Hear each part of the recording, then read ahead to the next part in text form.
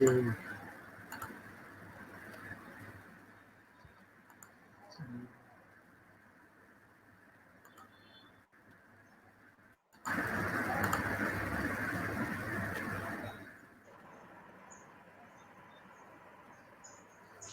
Sound नहीं आ रही है इसमें वीडियो में।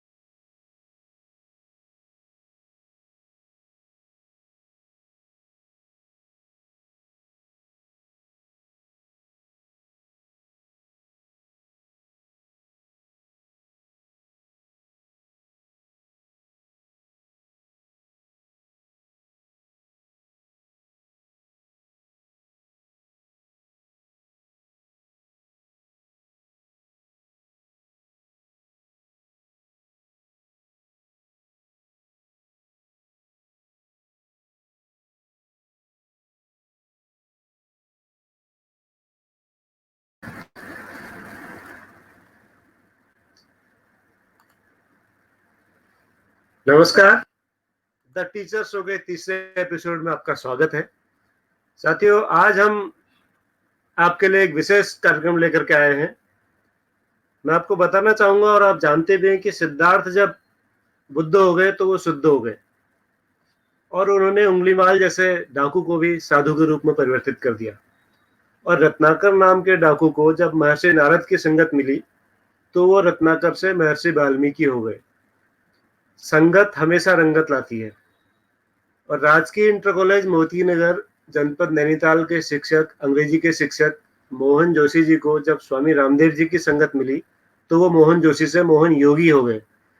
तो आज हम आपको रूबरू करा रहे हैं ऐसे ही हमारे योग शिक्षक और हमारे अंग्रेजी के शिक्षक रहे मोहन जोशी यानी मोहन योगी जी से।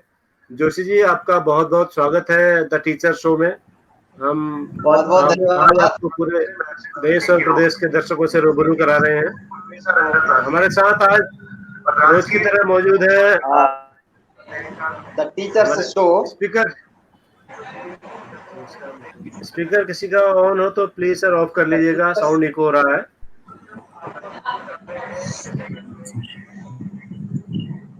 तो मैं द टीचर्स रोज शो की के तरह संचालक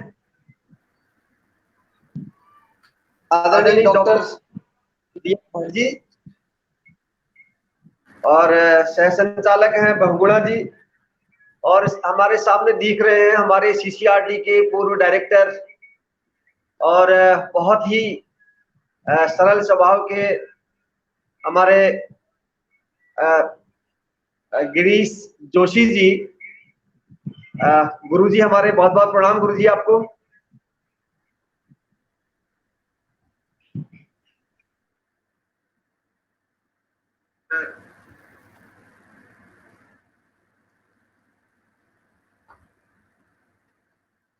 हमारे सामने देख रहे हैं हमारी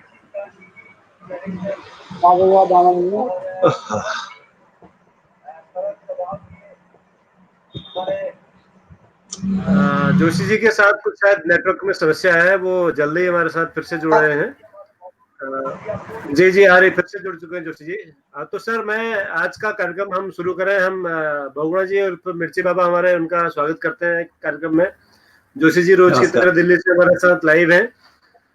मोहन जोशी सर, इससे पहले कि हम आगे बढ़े, आपके जो जीवन चक्र है, आपकी जो जीवन की कहानी है, वो बहुत ही रोचक है और बहुत ही कमाल की है। तो हम सबसे पहले उस आपका जो अनुभव है, एक प्रक्रिया से गुजर करके आप यहाँ तक पहुंचे, मोहन जोशी से मोहन योगी बनने तक की जो यात्रा है सर, वो बहुत अद्भुत है और वो हम जैसे बहुत सारे शिक्षकों को प्रेरित करेगी। तो मैं चाहूंगा सबसे पहले आप वो कहानी हमारे दर्शकों को सुनाएं, उसके बाद हम योग पर बातचीत करेंगे सर।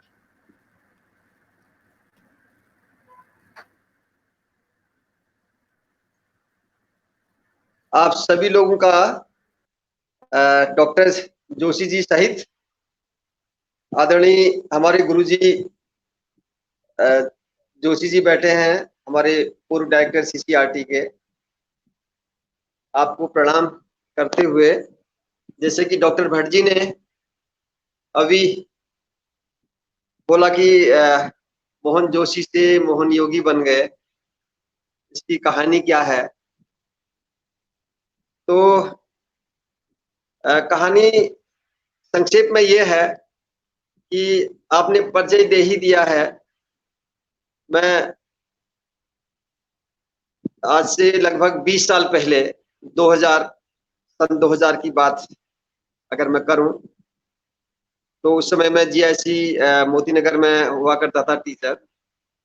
लेकिन जिन लोगों ने मुझे, भट्ट जी साथ में रहे हैं, आप लोगों ने देखा है कि मोटापा था, पेट भी निकला हुआ था। उस समय 2000 की बात जब है, और उस समय मुझे आर्थराइटिस इतना खतरनाक था कि लेटे हुए करवट बदलना बड़ा मुश्किल होता था। और हाइपरटेंशन था, हाई ब्लड प्रेशर। तो सन 2000 की बात है जब मैं दिखाने के लिए अपने को दिल्ली गया, एम्स में डॉक्टरों को दिखाया। तो उस समय मेरा बीपी जो था वो 150 110 ये बीपी था, और बहुत मुश्किल से गया था मैं, यहाँ से वहां चलना भी मुश्किल था। बड़ी दवाएं खाता था, पेन किलर रोज। तो एक बार तो अपने यहाँ मुझे याद आ रहा है कि मोती नगर में हमारे साथ के अपने गुरुजी थे, कांडपाल जी। उन्होंने कहा कि जोशी जी आपकी उम्र अब 1 साल और है। तो मैंने कहा कैसे? तो बोल रहे हैं कि जो दवाएं आप खा रहे हैं इनसे आप ज्यादा नहीं बच पाएंगे, क्योंकि ये सब किडनी लीवर सारा खराब हो जाएगा। और बात वास्तव में उन्होंने सही कही थी। उन दवाओं को अगर हम लगातार खाते रहे 1-2 साल, कुछ साल, तो अंग सारे खराब हो जाएंगे। तो मुझे उस समय मुझे लगा कि अब मुझे कुछ करना चाहिए। जब दिल्ली से दिखा के आया तो उन लोगों ने भी मुझे, उस समय उन्होंने मुझे दिया था केवल एक ही पेन किलर थी, वो नाइज करके वो दिया था। उन्होंने बोले कि इसको आप खाते रहिए, ठीक हो जाएंगे, कुछ नहीं होगा। तो यहाँ आने के बाद 2004 में कुछ ऐसे 3-4 साल ऐसे ही गुजरे।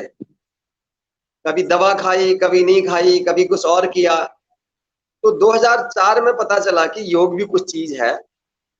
और टीवी में लोगों ने बताया कि एक बाबा जी आते हैं और वो कई चीजों, रोगों का समाधान बताते हैं।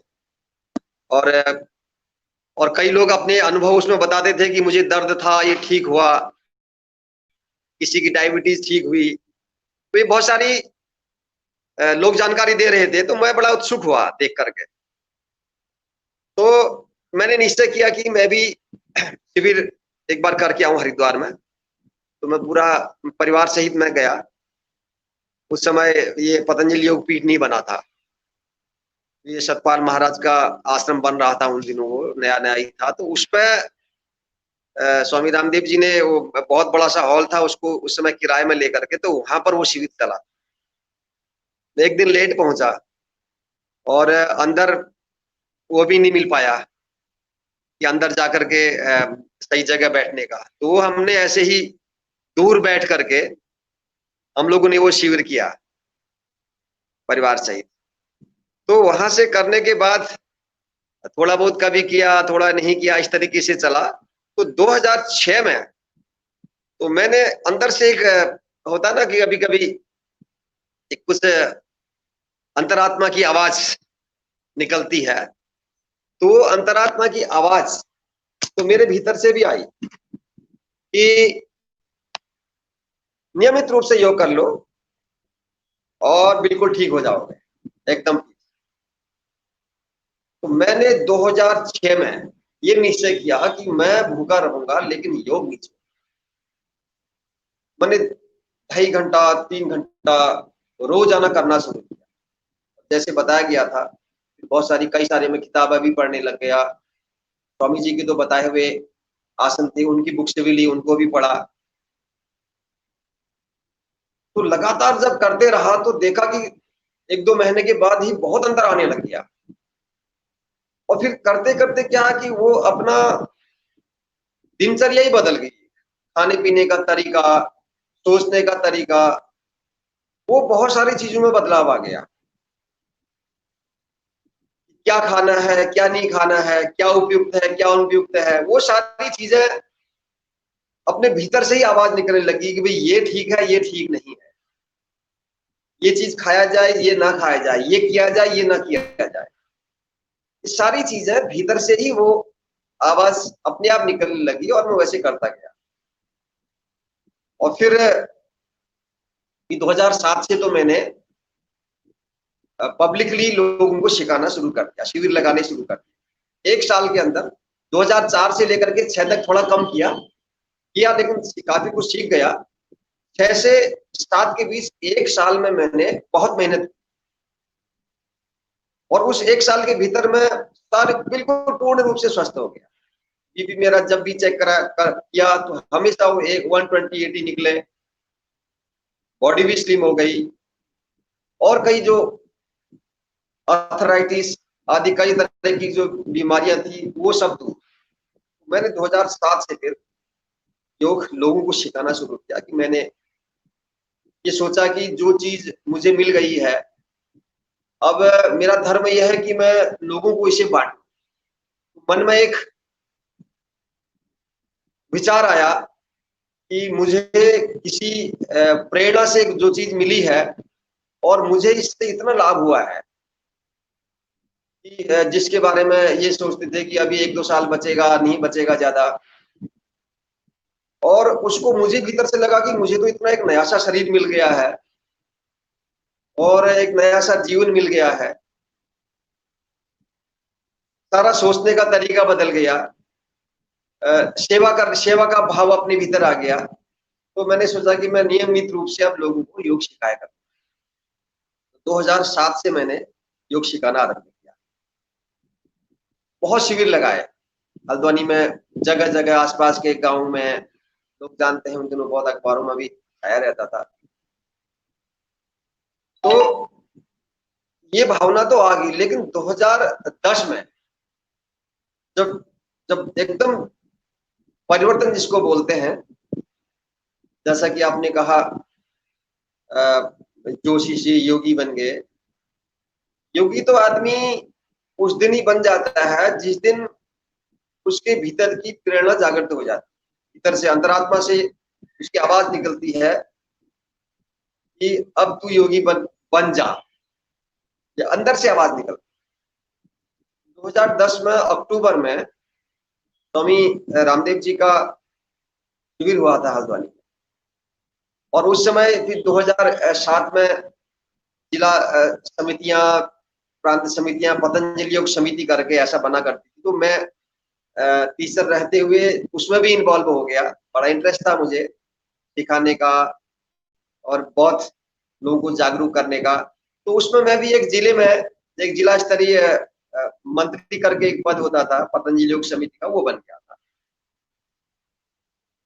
तो ये जो शिविर एफटीआई में हुआ उस समय स्वामी जी का, उस शिविर का संचालन करने का अवसर मुझे मिला। और जब वो संचालन मैंने किया तो मुझे भी वो संचालन करने का अवसर हर किसी को नहीं दिया जाता।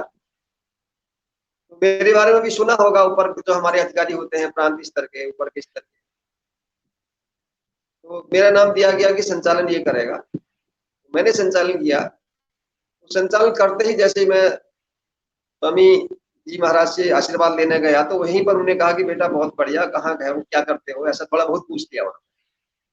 मैंने बताया अपने बारे में। तो अगले दिन, उस दिन तो मेरे यहाँ तो उस दिन वो दूसरे अपने एक तुलसी चौधरी जी हैं, अपनी बहुत समर्पित महिला है पतंजलि योग पीठ के लिए, बरेली रोड में रहती है। तो उनके घर में स्वामी जी का रुकना हुआ। सुबह जब हम वहां गए तो स्वामी जी का प्रसाद हुआ। प्रसाद के बाद उन्होंने मुझे बुलाया और बैठा करके मुझसे बोला कि बेटा आप बहुत बढ़िया काम करते हो, बड़ा काम करना चाहिए। तो मेरा तो मन था कि मैं सेवा करूं। अभी यहाँ ये लगता था कि मैं अब जो मैं करना चाहता हूँ उसके लिए जगह बहुत छोटी है, यहाँ रह के मैं कुछ कर नहीं पाऊंगा। एक विद्यालय में रहूंगा, केवल विद्यालय स्तर तक ही सीमित रहूंगा, या फिर कुछ और टीचर से जान पहचान हो जाएगी। लेकिन एक बड़े स्तर पर मैं काम करना चाहूँ तो इससे बाहर निकलूंगा तो सेवा का बड़ा अवसर मिलेगा। और तब तक उससे पहले ही, स्वामी जी के मिलने से पहले ही मेरे मन मस्तिष्क से एक चीज निकल गई थी।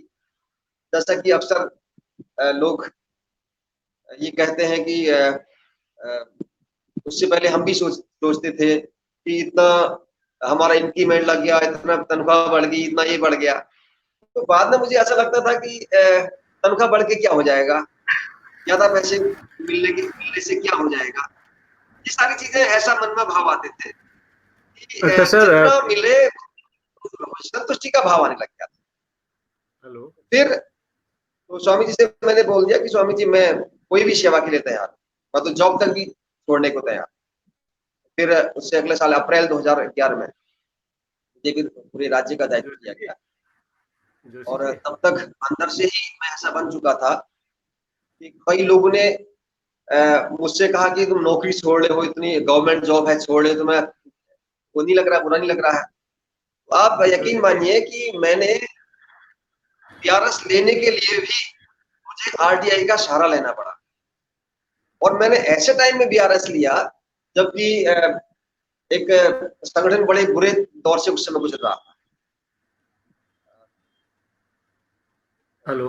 4 जून 2011 में रामलीला ग्राउंड दिल्ली में सरकार के द्वारा बड़ा संगठन के कार्यकर्ताओं के साथ दुर्व्यवहार स्वामी जी के साथ बड़ा ये किया था। तो उस समय जोशी जी, हेलो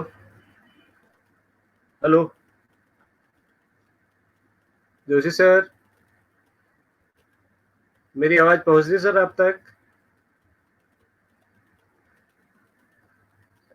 शायद कुछ तकनीकी दिक्कत है जो हमारे हाथ में नहीं है। तो हम एक प्रयास कर रहे हैं स्वैच्छिक रूप से, जो अगर ये नेट बाबा की कृपा से ठीक हो जाए तो हो जाए। जोशी जी को मैं नहीं सुन पा रहा हूँ, तो शायद वो भी मुझे नहीं सुन पा रहे हैं। तो मुझसे बात कर रहे हैं? मुझसे नहीं, मैं मोहन जोशी जी से बात कर रहा था सर। उनकी आवाज शायद नेट की प्रॉब्लम हो गई है। तो इस बीच हमारे साथ पुनः स्क्रीन पर है मुकेश बहुगुणा जी और गिरीश जोशी जी। वो डिस्कनेक्ट हो गए। तो हमने आज से एक नया सेगमेंट शुरू किया है कि हम एक प्रश्न आपसे कुछ पूछेंगे जिसमें गिरीश जोशी जी आपसे मुखातिब होंगे और वो उसके बारे में खुद आगे आपको बताएंगे। सर, आप प्रश्न इनसे जो हमारे सांस्कृतिक संबंधों के भारत के थे आवाज उनके आती बारे में क्या? जरा बताएं। जी जी, अब आ रही है सर। तो सभी दर्शकों से एक अनुरोध है। हमने ये सोचा कि इस कार्यक्रम को हम थोड़ा सा और इंटरेक्टिव बनाएं।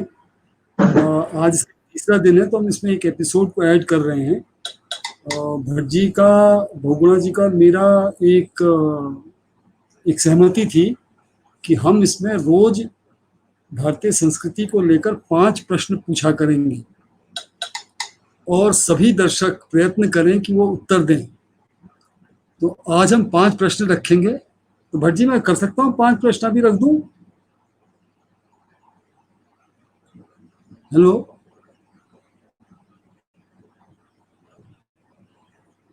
हेलो हेलो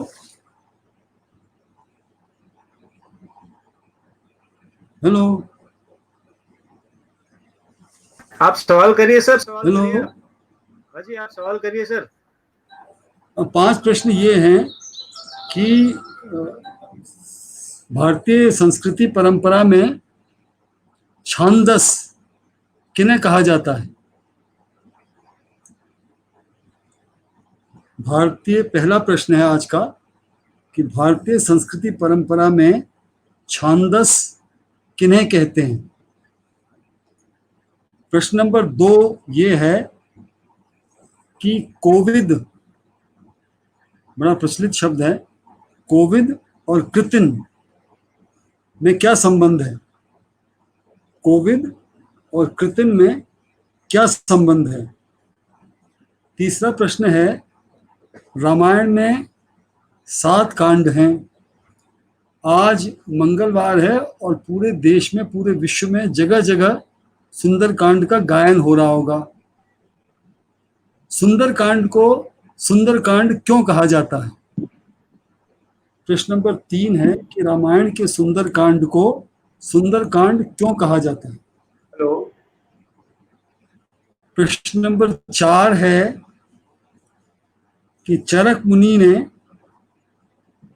भारतीय वनस्पति शास्त्र के किस पौधे को ऊती गधा कहा है? चरक मुनि ने भारतीय वनस्पति शास्त्र के किस पौधे को ऊती गधा, पौ में बड़े ऊ की मात्रा ती ग ध हा, ध ग ध हा कहा है? और 5वां प्रश्न है, पनपियाव, खेका, ब्यालू, पाहुर, कवर, ये शब्द किस प्रक्रिया से संबंध रखते हैं? ये 5 प्रश्न आज के। इसके उत्तर के संबंध में लास्ट प्रोग्राम के अंत में हम बताएंगे कुछ आपको।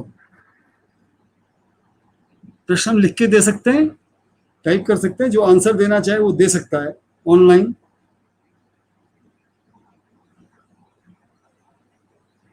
धन्यवाद सर आपके प्रश्नों के लिए। और ये प्रश्न हमें समृद्ध बनाएंगे, हमारे देश को, हमारी संस्कृति को जानने में मदद करेंगे। और जो हमारे शिक्षक देख रहे हैं वो इन प्रश्नों को छात्रों तक पहुंचाकर उनका ज्ञानवर्धन करेंगे। और जो हमारे छात्र देख रहे हैं वो आने वाले समय में प्रतियोगी परीक्षाओं में इन प्रश्नों का लाभ लेंगे, ऐसी मुझे उम्मीद है। जोशी जी का शायद फिर कनेक्शन गड़बड़ हो गया। इस बीच बाबा जी भी तैयार हैं। बाबा जी का आज हम कोई कमेंट ले नहीं पाए अभी तक, तो बाबा जी आप कुछ कहना चाहेंगे?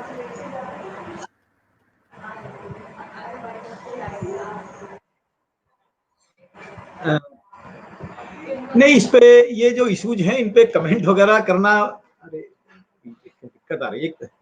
आपको आवाज आ रही है मेरी? हेलो जी, आ रही है आपकी आवाज, आ रही है, आ रही है आपकी आवाज आ रही है। मुझे लगता है आपकी आवाज नहीं पहुंच रही मेरे तक। आपकी आवाज आ रही है सर।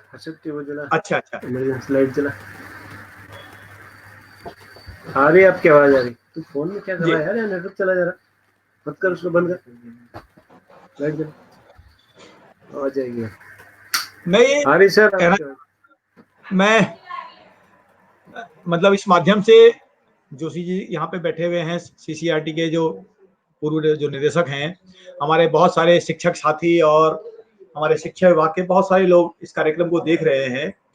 तो मुझे लगता है कि जो योग है या व्यायाम है, जो इस तरह के जो कार्य हमारे योग और व्यायाम हमारे जनजीवन के साथ में या हमारी संस्कृति के साथ में अलग-अलग नामों से, अलग-अलग तरीके से बहुत पहले से जुड़े हुए थे। और व्यायाम को अगर योग का हम थोड़ा-सा एक हिस्सा, व्यायाम योग का ही एक हिस्सा है। योग थोड़ा-सा ज़्यादा समग्र और व्यापक हो जाता है। तो अगर उसका एक हिस्सा देखें तो स्कूलों में जो हम बच्चों के साथ व्यायाम करवाते हैं, खेल कूद करवाते हैं, वो भी उसका एक हिस्सा है। लेकिन व्यायाम की जो चीजें, व्यायाम से जुड़े हुए जो विषय हैं या व्यायाम को जिस तरह से गंभीरता से स्कूलों में लिया जाना चाहिए, वो एक प्रकार से रस्मी सा बन गया है। खेल कूद मैदान जो चीजें हैं, वो उसके पीछे गंभीरता थोड़ा कम है और रस्म निभाना ज्यादा रह गया है मेरे ख्याल है। मेरी आवाज शायद साफ नहीं आ रही आप तक। जोशी जी हमारे बीच फिर जुड़ चुके हैं। सर, आपकी बात जो है वो चल रही थी, मोहन जोशी सर से मैं मुखातिब हूँ। तो सर, आपने आर्थराइटिस के बारे में बताया था। एक सवाल हमारे पास आया है, एक हमारी शिक्षिका है ज्योति गांधी, वो कह रही है कि आर्थराइटिस में आपको क्या दिक्कत आई थी और कैसे वो ठीक हुआ? अच्छा, आर्थराइटिस में मुझे कमर में दर्द बहुत ज्यादा और कंधों में भी दर्द था और इतनी दिक्कत थी कि, और पैरों में साइटिका भी, जैसे कभी एक पैर में दर्द होगा तो कभी दूसरे पैर में दर्द होगा, और कभी पीठ से लेकर के दाहिनी साइड पसलियों की ओर दर्द हो जाएगा तो कभी बाईं साइड से दर्द हो जाएगा, कभी कंधों में दर्द जाएगा। तो दर्द ऐसा था, वो शिफ्ट करता था, कभी एक पैर में होगा तो कभी दूसरे पैर में हो जाएगा। और तो एक समय तो ऐसी स्थिति थी जब मुझे बाहर जाना पड़ा दिल्ली, तो उस समय तो जैसे लेट गया ना तो करवट नहीं ले पाऊंगा, करवट लेना बड़ा मुश्किल हो जाता था, इतना भयंकर दर्द हो जाता था। तो उसके लिए मैंने मुझे जो समाधान लगा, उसका दवाओं में तो कोई समाधान नहीं है इसका, यौगिक समाधान ही है इसका। तो मैंने आसन की उसके, अगर आसन को जानना चाहेंगे तो मैं आसन बता दूंगा कि कौन कौन से आसन करने चाहिए। तो आसन प्राणायाम ये बताते चलिएगा सर। अच्छा, हाँ, तो देखिए इसमें जो है, मैं एक मिनट बैठ के नीचे बैठ के बता देता हूँ।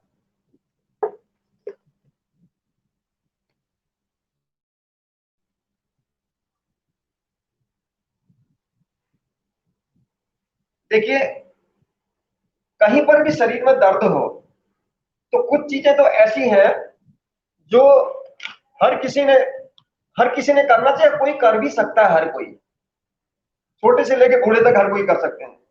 इसको बोलते हैं गठिया निरोधक व्यायाम। ऐसे बैठेंगे तो एक एक जोड़ का, जितने भी शरीर में ज्वाइंट हैं, हर किसी ज्वाइंट को मूवमेंट देना, जैसे पैर की उंगलियों ऐसे, उसके बाद यूं दबाया पंजों को, ऐसे दबाया नीचे, फिर ऊपर, फिर दबाया, फिर ऊपर, फिर ऐसे गोल करके घुमाया दोनों साइड से एड़ियों को, और उसके बाद घुटनों को ऊपर नीचे किया, और ऐसे ये घुटनों का एक एक जोड़ का व्यायाम दोनों पैरों से ऐसे करके, और फिर इस तरीके से ऐसे दबा लिया। उन दिनों हो नहीं पाता था तो पहले धीरे धीरे हो, ऐसे करके, और हाथों के जितने भी जोड़ हैं, ये जिनको सर्वाइकल पेन होगा, सर्वाइकल पेन वालों के लिए तो ये रामबाण है, ये जो अभी बता रहा हूं। ऐसे हाथों को किया ऐसे, और पहले ऐसे उंगलियों को, और फिर जोर से मुट्ठी बंद करना है हाथों से, उंगलियों से लेकर कंधों तक मांसपेशियों में पूरा खिंचाव आएगा। श्वास छोड़ के उंगलियां खोला और श्वास भरते हुए जोर से जकड़ लिया, फिर ऐसे कलाई घुमा लिया। उसके बाद कोहनियों का अभ्यास, फिर उसके बाद कंधों का ऐसे करके, आगे पीछे ऐसे करके। ये तो मैं केवल सिखाने के लिए बता रहा हूं, तो देर तक करना है उसको। और कंधों में खिंचाव, ऐसे एक हाथ से दूसरे हाथ को पकड़ के खींचा और कंधे में खिंचाव आएगा, गर्दन सीधी रखते हुए, मेरुदंड सीधा रखते हुए, फिर दूसरे हाथ से ऐसे ऐसे किया और इस तरीके से घुमा लिया कंधों को, ये, और हाथों को यूं मिला करके ऐसे करके, ये यूं, और गर्दन के अभ्यास, गर्दन का अभ्यास केवल सर्वाइकल पेन में आगे नहीं झुकना है, बाकी पीछे साइड में झुकना है, यह अभ्यास। श्वास खाली करके नीचे, श्वास भरते हुए ऊपर, इसको करना है। फिर साइड में, एक साइड गर्दन इधर, श्वास खाली किया, झुके और रुके थोड़ी देर, श्वास भर के वापस आए, फिर दूसरी ओर ऐसे ही, ऐसे, फिर ऐसे दाएं बाएं ऐसे घुमाना गर्दन को, पीछे मुड़ करके घूमना है, रुकना है, तो ये मांसपेशियों में पूरा खिंचाव आएगा। ऐसे दूसरी ओर मांसपेशियों में पूरा खिंचाव आएगा, और फिर गर्दन आगे करके श्वास भरते हुए घूमना, पीछे दूसरी ओर से श्वास खाली करते हुए नीचे, दोनों साइड से गर्दन को घुमाना, ये अभ्यास। फिर दोनों हाथों को ऐसे बंद करके पीछे लगा दिया, श्वास भर के दबाव दिया, पीछे से आगे को, आगे से पीछे को, ऐसे, फिर आगे यहां से भी यही अभ्यास, फिर दाहिनी ओर से, फिर बाईं ओर से, फिर नीचे से ऊपर। तो शरीर के जितने भी जोड़ हैं उन सबको मूवमेंट देना, यहां से तो अभ्यास आरंभ करना चाहिए। जोड़ खुल जाते हैं धीरे धीरे, शुरू शुरू में दर्द होता है, और उसके बाद आसन, आसन में जो सबसे बढ़िया जो आसन है, जिनको कमर में दर्द होता हो, साइटिका पेन होता हो, उन लोगों को लेट करके, क्योंकि बहुत अधिक दर्द हो तो कुछ आसन हर कोई आसन नहीं हो पाते हैं, उस समय सरल आसन जो है वो होते हैं, उनसे बड़ा आराम मिलता है। तो क्या करना चाहिए, ऐसे लेट गए और लेट करके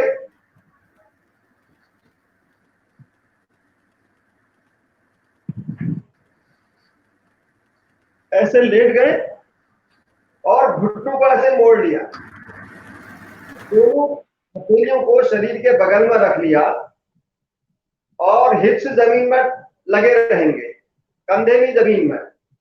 श्वास भरना है केवल ये हिस्सा जहां पर मेरुदंड ऐसे मुड़ा रहता है, इस हिस्से को ऊपर उठाना है, ये यहां पर गैप बन जाएगा, ये, और ऊपर उठा के रोकना है। बहुत आसान है, हर कोई कर लेगा। फिर श्वास खाली किया, इसको नीचे दबाया, फिर जमीन पर टच हो जाएगा, फिर श्वास भरा, ऊपर उठाया, हिप्स अपनी जगह रहेंगे जमीन पर, पीठ भी अपनी जगह है, केवल कमर वाले हिस्से को ऊपर उठा के रोका तो इस हिस्से में खिंचाव आएगा, कमर वाले हिस्से में, यहाँ की मांसपेशियों में खिंचाव आएगा। फिर नीचे दबाया, फिर ऊपर उठाया, और अधिक दर्द होने की स्थिति में एक हाथ नीचे रखा, इसके ऊपर दूसरा हाथ रखा, इसके पंजे के ऊपर, हथेली के ऊपर दूसरी हथेली, और इसके ऊपर कमर का जो गैप है उसको रख दिया।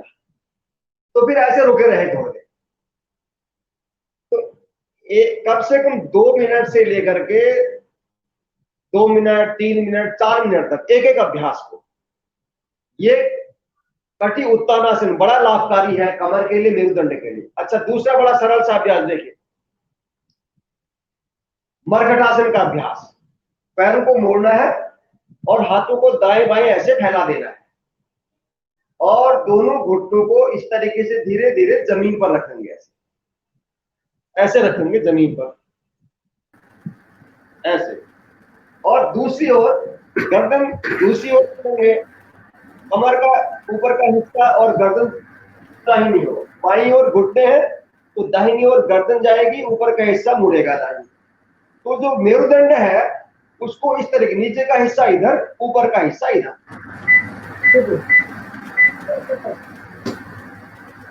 ये जो मरकटासन का अभ्यास, ऐसे दोनों साइड से तुरंत कमर दर्द में राहत प्रदान करने वाला मरकटासन।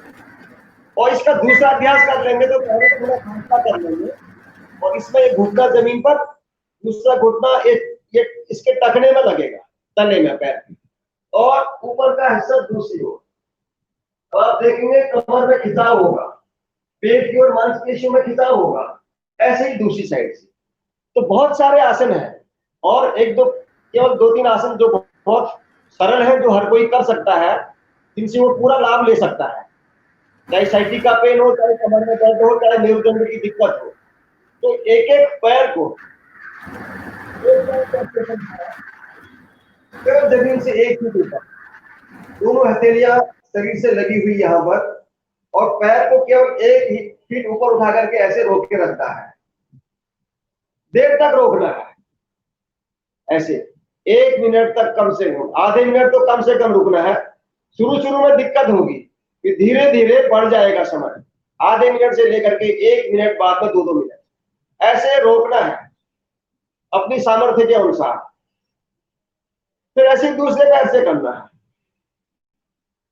ऐसे दूसरे पैर को उठा के रोकना है, ऐसे दोनों पैर एक साथ नहीं उठाने हैं। कमर दर्द में, साइटिका में एक एक पैर करके इस अभ्यास को भी देर तक करना है। और फिर उल्टा करके ऐसे लेते हैं, इसमें भी एक पैर को ऐसे उठाया जमीन से 1 फीट ऊपर, हथेलियां दोनों ऊपर की ओर, पीछे की ओर पैरों को खींच करके रखना है पैर, और रोके रखना है। एक एक पैर से उठा करना है 1 मिनट से 2 मिनट तक। और जब ठीक हो जाएंगे, कुछ दर्द कम हो जाएगा, तो फिर उसी स्थिति में हम दोनों हाथों को मुट्ठी बंद करके जंघाओं को नीचे रखते हैं, और फिर दोनों पैरों को एक साथ उठाते हैं और पीछे की ओर उठा करके ऐसे रोके रखते हैं, शलभासन। तो ये कुछ आसन है।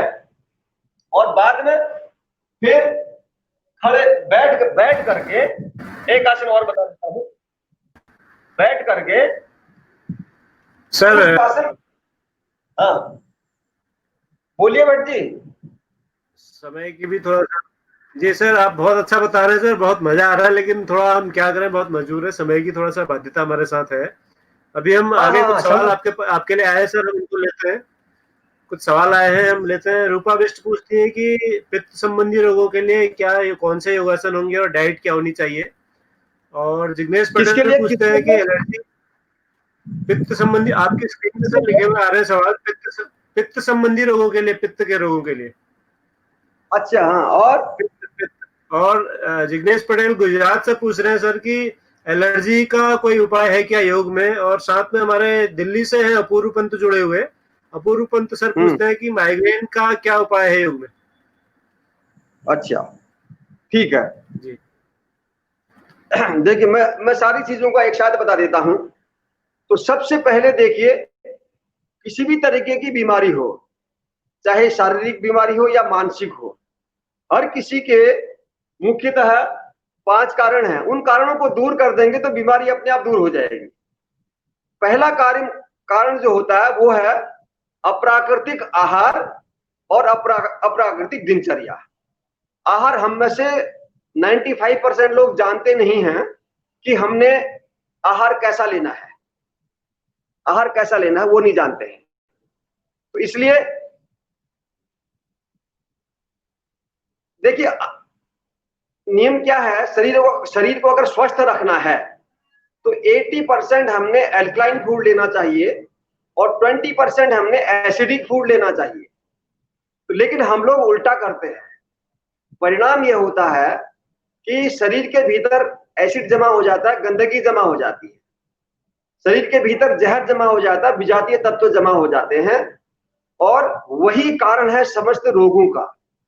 और भी कारण होते हैं रोग के। सबसे बड़ा कारण जो है, हमारे आहार विहार के कारण शरीर में जो जहर जमा हो जाता है, गंदगी जमा हो जाती है, और वो गंदगी निकल नहीं पाती है ठीक से शरीर से।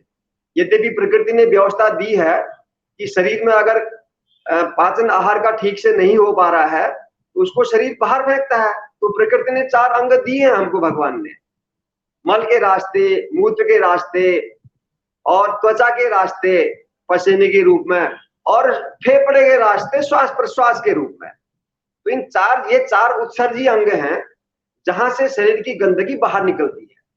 और गंदगी अगर बाहर ये अंग भी नहीं निकाल पाए तो फिर रोग उत्पन्न होता है। तो हम लोग सोचते हैं जैसे बुखार आ गया, हम लोग सोचते हैं कि ये बुखार आया तो इसको हम दबा दें, बंद कर दें। तो कारण ये होता है कि बुखार आया क्यों आया, उसकी जड़ क्या है। वो जड़ होती है वो गंदगी जो हमारे शरीर के भीतर रुकी हुई है।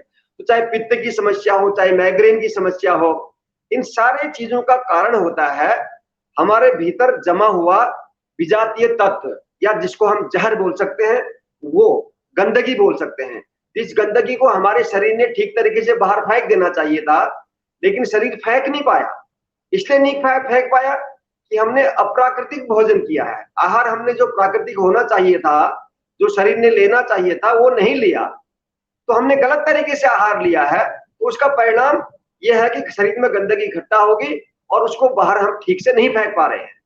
तो उसके लिए हमने करना क्या चाहिए, चाहे पित्त हो गया हो, चाहे माइग्रेन हो, चाहे और क्या बताया था आपने, जो भी चीज हो, देखिए उसके लिए मैं खान पान बता दूं आपको।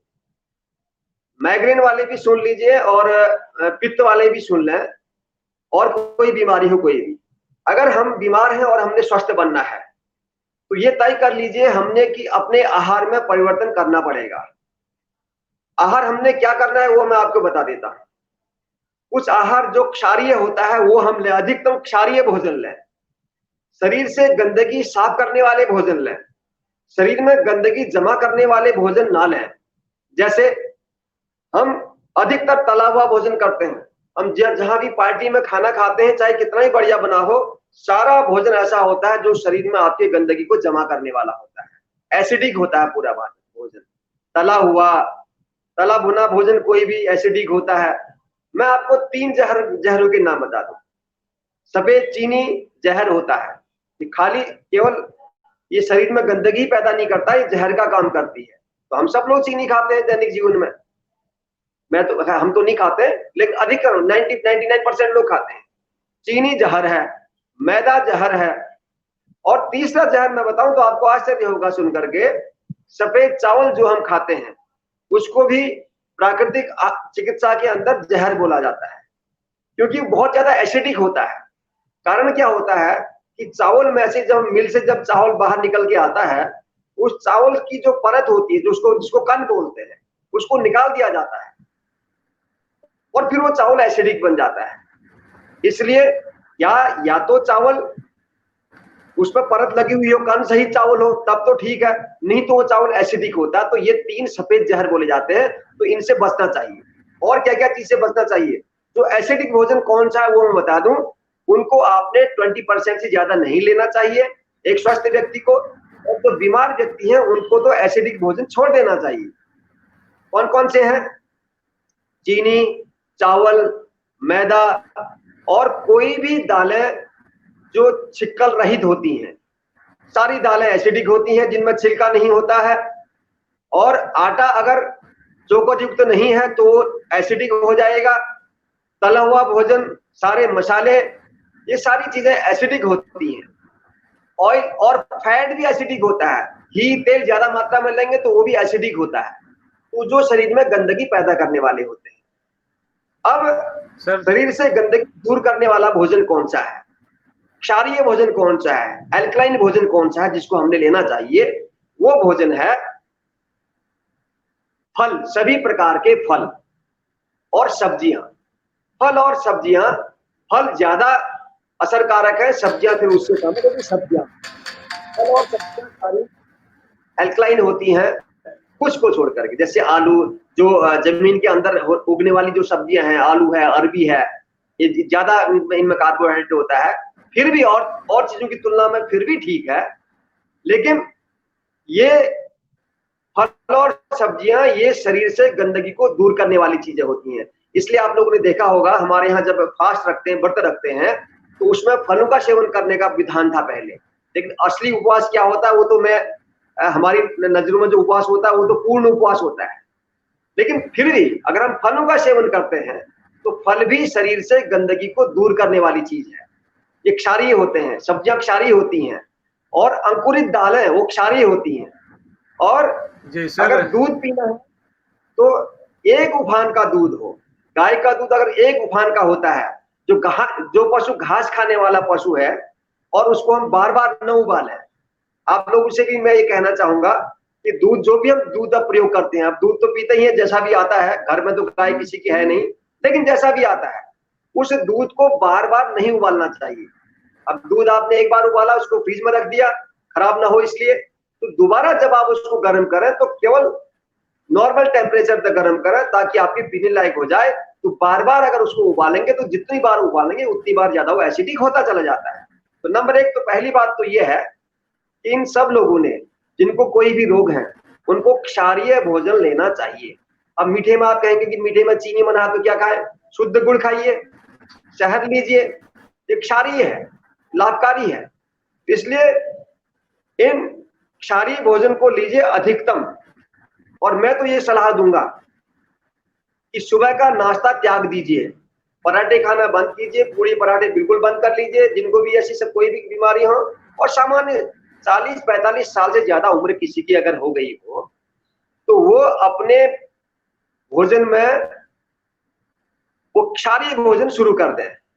और सुबह का नाश्ता छोड़ने का मतलब मेरा ये है, नाश्ता छोड़ना नहीं है, नाश्ते का स्वरूप बदल लेना है।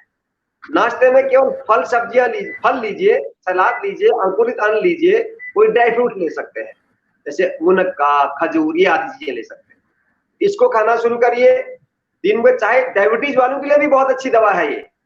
सुबह 12 बजे तक आप अन्न मत खाइए, पका हुआ भोजन मत खाइए, कच्चा आहार लीजिए तो बहुत लाभकारी होगा।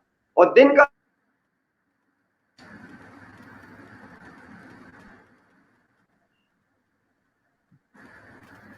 हेलो दिन का जो भोजन करेंगे हेलो वो दिन वाला भोजन भी ऐसा होना चाहिए कि क्षारीय हो। जैसे आप क्या कर सकते हैं, सब्जी ज्यादा लीजिए। और सब्जी जिनको बीमारी है, जो अधिक रोगी हैं, वो लोग तो उपली सब्जी लिया करिए। बहुत ज्यादा ऑयली तो सर बनाना नहीं, हल्का फुल्का चौकना, नहीं तो उबली ले तो वो दवा का काम करेगी। और रोटी ले तो चोकर युक्त रोटी ले, मोटा अनाज ले। और अगर अनाज बदल बदल के लेंगे तो ज्यादा लाभकारी होगा। दालें छोड़ दीजिए, जिनको ऐसी कोई भी बीमारी है वो जी दालें जी खाना छोड़ दीजिए। अगर लेना है दालें लेनी है उनको भिगा करके उनको अंकुरित होने दीजिए, तब वो दाल को आप लीजिए तो फायदेमंद होगा। एक तो आहार में परिवर्तन कीजिए। दूसरा,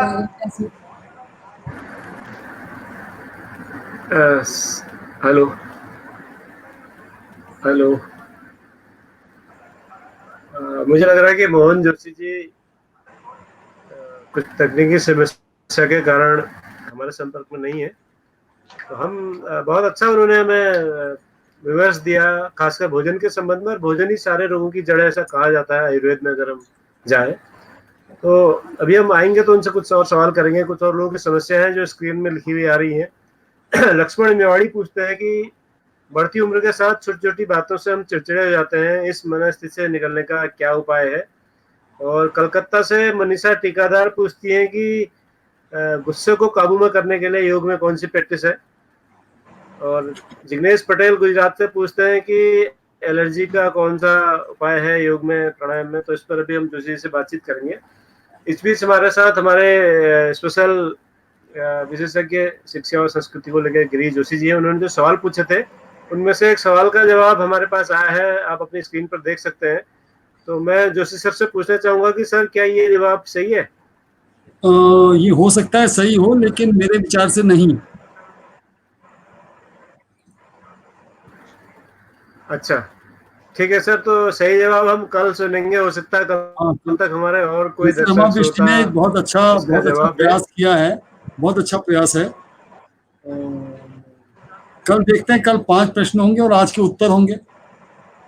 मैं भी अभी खोजता हूँ उनके जी जी उत्तर। जी जी जी जी। तो कल और परसों हमारे जो एपिसोड है बहुत ही लोकप्रिय रहे हैं। ये थोड़ा जी ये इसको जो ये मॉनिटर जो ये कर जो प्रश्न पूछ रहे दूंगा हैं, कि ये मेरा एक प्रश्न है, जानकारी के लिए मैं जी पूछ रहा जी हूँ। ये जितने जो जी टीचर्स कमेंट्स कर रहे हैं या जो भी जी दर्शक कमेंट्स कर रहे हैं, इनके फोन नंबर सर ईमेल आते हैं, इनसे कहिए ईमेल भेज दें या फोन नंबर भी साथ साथ भेज दें। नहीं, ठीक है सर, ये मेरे भेज सकते संपर्क में है ये लोग, मैं आपको उपलब्ध करा दूंगा आपको जिनका भी चाहिए होगा।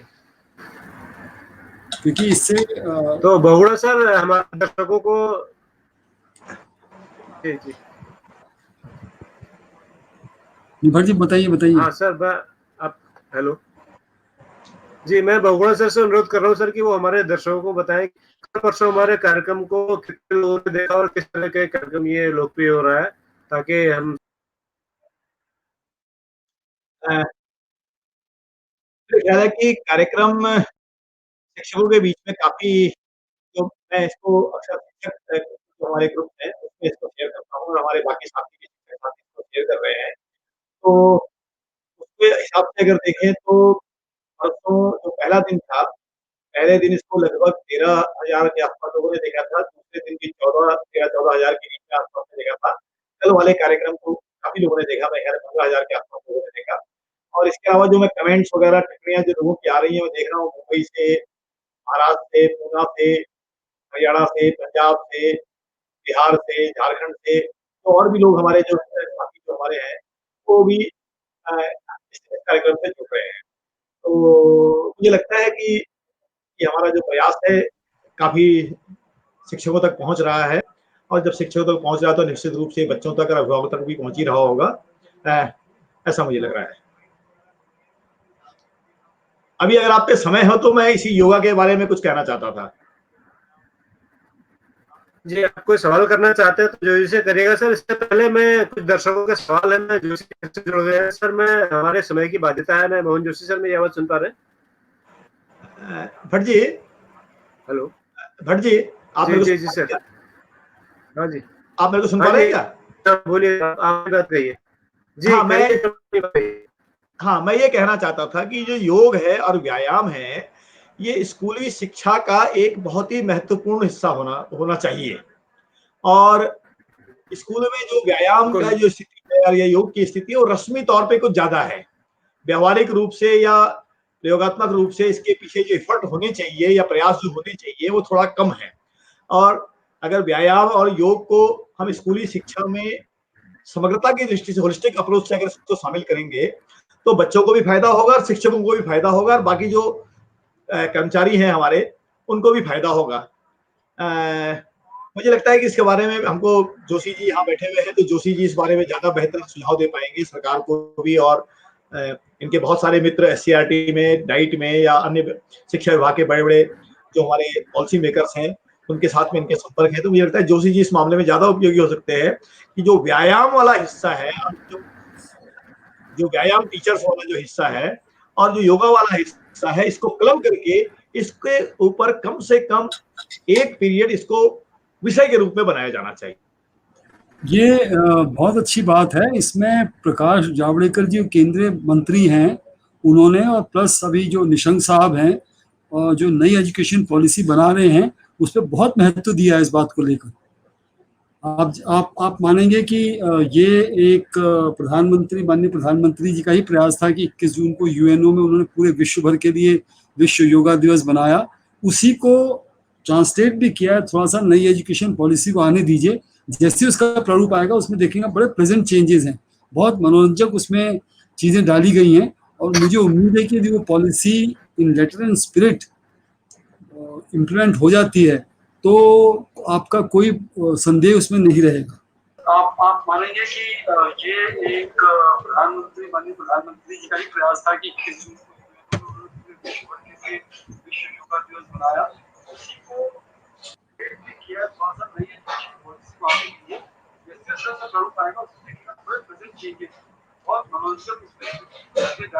सभी राज्य सरकारों की शिक्षाविदों की सहमति थी कि योग को किस तरह हम स्कूल में ट्रांसलेट कर सकते हैं। और वो न्यू एजुकेशन पॉलिसी जो भी इसका फ्रेमवर्क है, बिल्कुल फाइनल स्टेजेस पे है। जैसे ही आता है पूरा देश देखेगा और मुझे लगता है कि सभी में एक प्रसन्नता होगी। जोशी जी से मैं ये कहना चाहता था, जोशी जी आप मेरे को सुन रहे हैं क्या? आप किन जोशी जी की बात कर रहे हैं? आपसे ही बात कर रहा हूँ। अच्छा, बताइए। मैं ये कह रहा था ना कि ये सही है कि राज्य सरकार या केंद्र सरकार ने इस बारे में कहा भी है और प्रयास भी कर रही है, लेकिन जो धरातल पे स्कूलों में जो होना चाहिए, अब आप अगर व्यायाम विषय को अगर देखेंगे, व्यायाम हमारे यहाँ रेगुलर विषय ही नहीं है आज की तारीख में। वो उससे क्या होता है, तो व्यायाम के जो शिक्षक हैं वो अपने आप को एक प्रकार से आइसोलेटेड या थोड़ा सा इंफीरियर महसूस करते हैं। उनको लगता है कि उनकी कोई उपयोगिता नहीं है। कभी साल 6 महीने में कोई गेम वगैरह हो जाता है, खेल वगैरह हो जाते हैं। एक विषय के रूप में व्यायाम को जो जिस तरह से होना चाहिए सब्जेक्ट के रूप में, ताकि बच्चा भी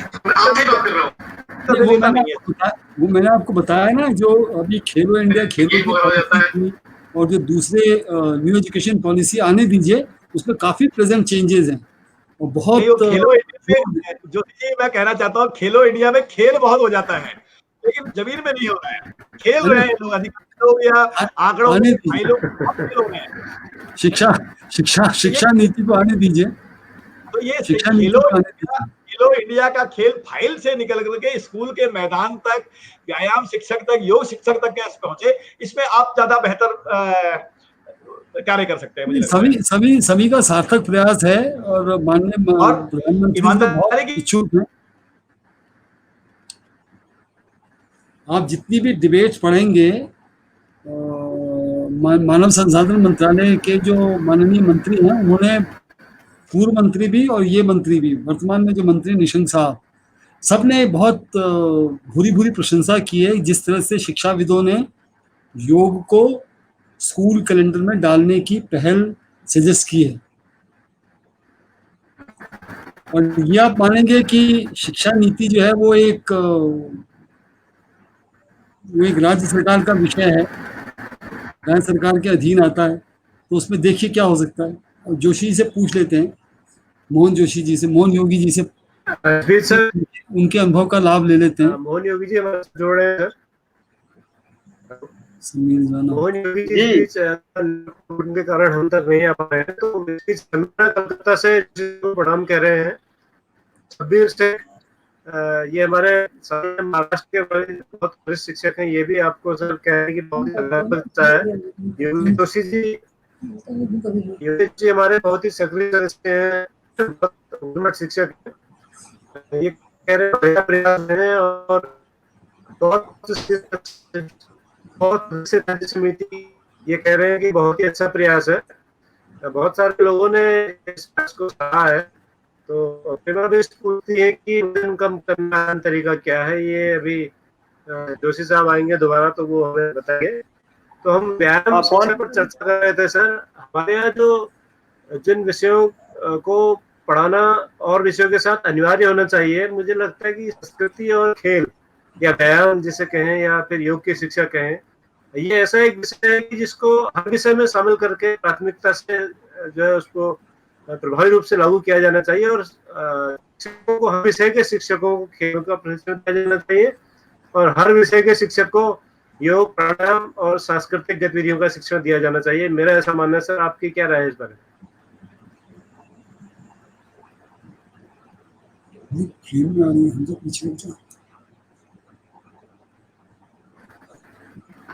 जी जोशी सर, मोहन जोशी जी जुड़ गए। जोशी जी आप आवाज सुन पा रहे हैं?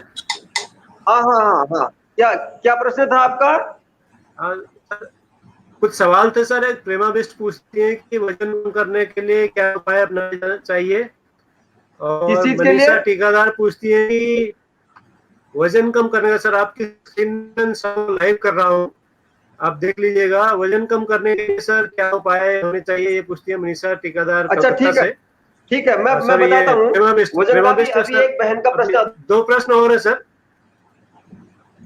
दो प्रश्न और है। एक माइग्रेन से संबंधित है और एक है कि गुस्सा कैसे कम किया जाए छोटी उम्र में जो गुस्से की समस्या है। मनीषा टीकादार और लक्ष्मण मेवाड़ी पूछते हैं।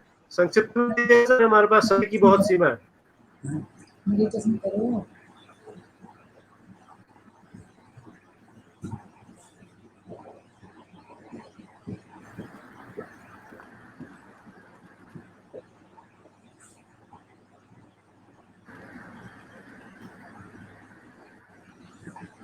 जोशी फिर चले गए शायद माइक से। हाँ, वो माइक से नहीं सर, नेटवर्क की शायद प्रॉब्लम होगी। वो नेटवर्क प्रॉब्लम की वजह से ये समस्या हो जाती है। बोगड़ा जी भी मुझे नहीं दिख पा रहे हैं, तो सर वो जो चर्चा कर रहे सकते हैं कुछ क्षणों के लिए, जब तक कि हमारे दोनों साथी हमसे नहीं जुड़ते हैं। तो मैं आपसे कह रहा था कि सर सरकारों को ऐसी पॉलिसियां नहीं बनानी चाहिए कि जिससे ये लगे कि हर शिक्षक, चाहे वो गणित का शिक्षक हो चाहे विज्ञान का शिक्षक हो, उसको खेलों की, योग, प्राणायाम की और संस्कृति की प्रशिक्षण दिया जाना चाहिए।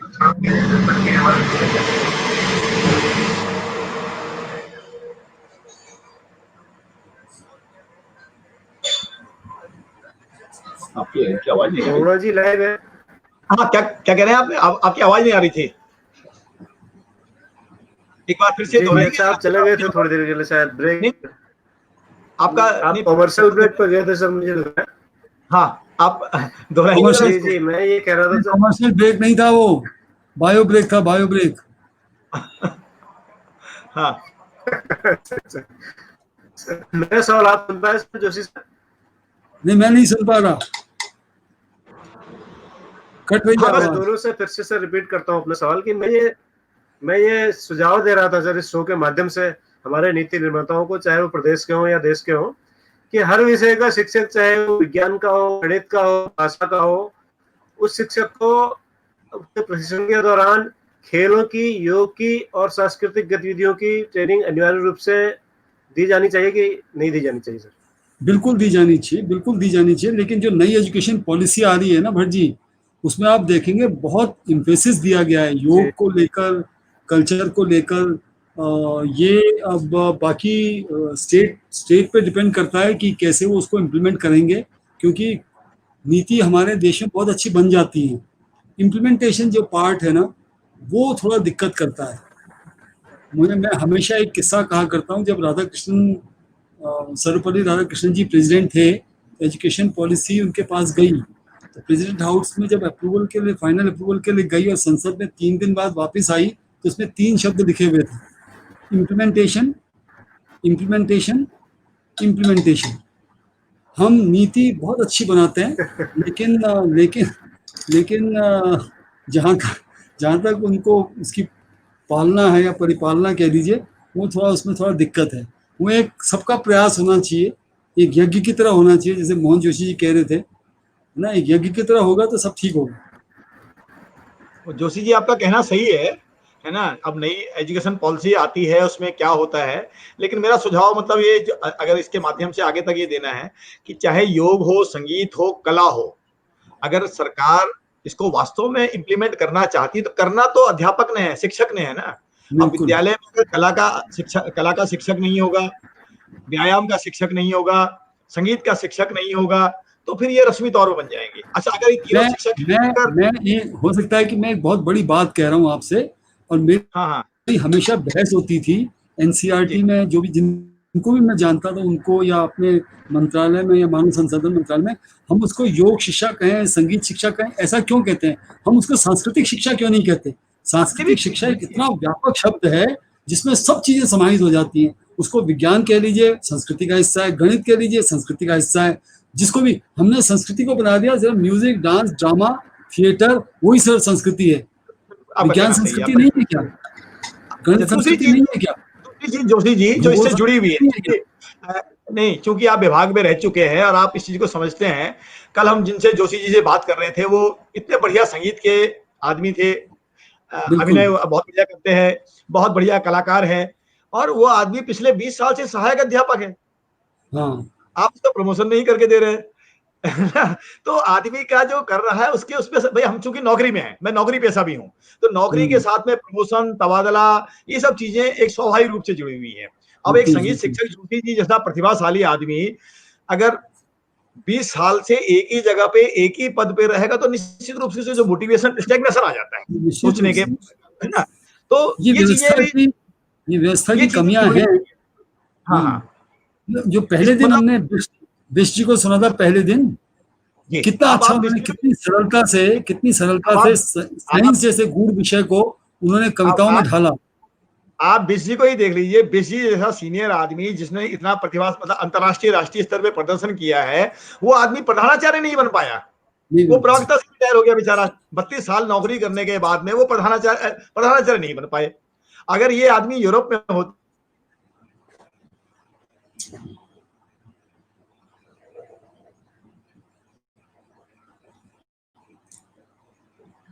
हाँ, मेरे ख्याल है मैं दोबारा आ गया हूँ शायद। आप सुन पा रहे हैं सर मेरे को? भट्ट जी से बात कर सकता हूँ? भट्ट जी आ सकते हैं लाइन पे? हाँ, नहीं, मैं आपसे कह रहा हूँ कि मेरा ये कहना है, जो प्रतिभाशाली लोग हैं या जो इस तरह के लोग हैं, बरसों तक इनको आगे कहीं, तो फिर ये ब्यूरोक्रेसी के उसमें दब जाते हैं। जो निर्णय जोशी जी को या संगीत शिक्षक को या व्यायाम शिक्षक को या एक कलाकार को आगे चल के लेना चाहिए, वो निर्णय बाबुओं के हाथ में या ब्यूरोक्रेसी के हाथ में आ जाता है। तो इससे क्या होता है, उसकी कार्य क्षमता पर असर पड़ता है। बहुत तो दे मस्ट बी प्रमोटेड। मेरा कहना है कि आप उनको वरिष्ठता कर, उनका आप उनको भी ऊपर आगे ले जाइए। अब वो सीधी बात है साहब, बहुत सारे लोगों की घरवाली कहती है, बीवी बच्चे घर में कहते हैं, क्या पापा आप इतना बढ़िया बढ़िया वो करते रहते हो, लेकिन आपको है ना, आपके साथ के आदमी कहाँ पहुंच गए आप यहाँ पे। तो ये चीजें काउंट करती हैं, क्योंकि मैं समाज में रह रहा हूँ, मुझे आसपास में भी लोगों से बातचीत करनी है। तो ये जो शिक्षक है, शिक्षक मैं यहाँ शिक्षक के रूप में कह रहा हूँ, शिक्षक की मानसिकता पे, उसके व्यवहार पे, उसकी कार्यकुशलता पे, उसके मोटिवेशन लेवल पे, इस पे ये असर करती है। और बिल्कुल परिणाम सर। क्या होता है कि वो शिक्षक उदासीन हो जाता है। तो शिक्षक उदासीन न हो, रुचि अपने काम में रुचि लेता रहे, उसके लिए भी हमको सरकारों को या नीति नियंताओं को सोचना चाहिए। चर्चा मेरे ख्याल में समय भी हो गया। भट्ट मैं भट्ट जी आपसे कुछ पूछ सकता हूँ? भट्ट जी, अरे सर बिल्कुल भट्ट जी स्वागत से है कुछ सर। पूछ सकता हूँ? जी जी स्वागत सर, स्वागत। ये जी सर, जी ये सर। जो प्रश्न है ना, जो ये 5 प्रश्न हैं, ये स्क्रीन पे आ सकते हैं? जी जी, ये कल से ले आएंगे इनको क्योंकि स्क्रीन में, मैं आज देख तो रहा हूँ कई संभव नहीं है, लोगों टाइम हो गया है। अच्छा ठीक है, कल से ले आएंगे। कल से हम कल के जो 5 प्रश्न होंगे सर जी, कल के जो 5 प्रश्न होंगे उनको हम स्क्रीन में ले आएंगे। तो हो सकता है हमें बोलने की भी जरूरत ना पड़े, हम स्क्रीन में ही ले आएंगे 500 प्रश्न। बस ठीक है, ठीक। तो हम केवल उत्तर बोलेंगे, आप केवल उत्तर कहेंगे, प्रश्न हम स्क्रीन कल से ले आएंगे। जी वो उनका कनेक्शन नहीं हो पा रहा है सर, कुछ प्रॉब्लम है शायद नेटवर्क में। तो मेरे ख्याल से अब तो हमें उनका प्रोग्राम बंद करना चाहिए, हमारा प्रोग्राम होने के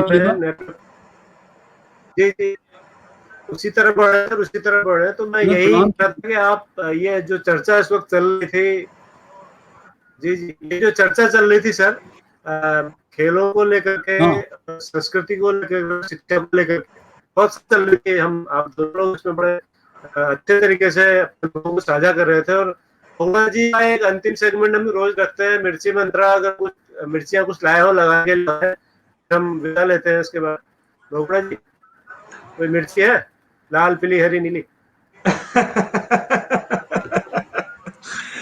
मैं इसके माध्यम से यही कहना चाहूंगा, अगर कोई सुन रहा हो तो ये योगा, संगीत, संस्कृति थोड़ा फाइल से निकल करके जमीन पे आ जाए तो बहुत बेहतर है। इस पे अतुल शर्मा जी की एक बहुत बेहतर कविता है, जंगल में कुछ पेड़ लगे, पहुंचे मंत्री जी के घर।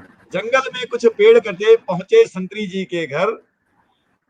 इन फाइलों को खुलवाओ ओ शब्दों के सौदागर। तो ये हम शब्दों की सौदागरी, बाजीगरी न करें।